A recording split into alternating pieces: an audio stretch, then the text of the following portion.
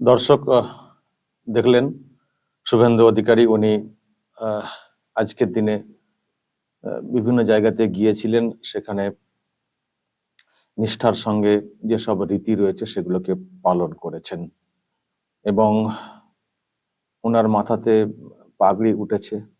পাগড়ি, তারপর উনি তো যা করলেন আপনারা তো সব দেখলেন।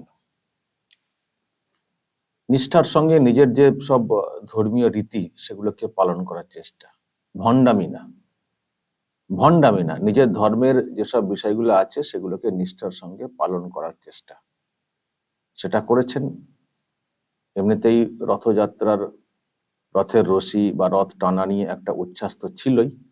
তমলুক, মেচেদা বিভিন্ন জায়গাতে গিয়েছিলেন, আর ওনাকে ঘিরেও একটা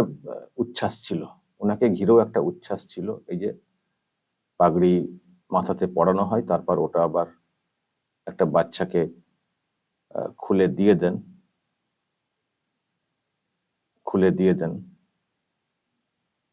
এটা হচ্ছে তমলুকে। তারপরে আরো তমলুক, মেচেদা বিভিন্ন জায়গাতে উনি আজকে গিয়েছেন,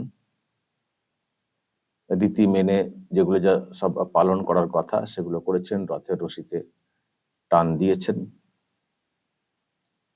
আর আমি যেটা বলছিলাম যে উনাকে ঘিরেও একটা বিরাট উচ্ছ্বাস ছিল, একটা বিরাট উচ্ছ্বাস চোখে পড়েছে ওনাকে ঘিরে।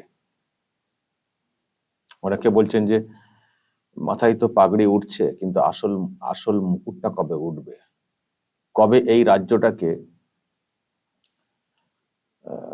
একেবারে ওনারা শাসন করতে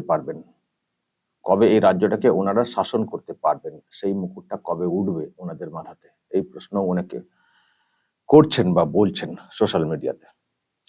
দর্শক, আজকে আমি আর কিছু বলছি না। ধর্মীয় রীতি পালন হয়েছে, শুভেন্দু অধিকারী ওনার মতো করে পালন করেছেন, আর ওনাকে ঘিরে যে উচ্ছ্বাস সেটা আপনাদের নজরে আনলাম।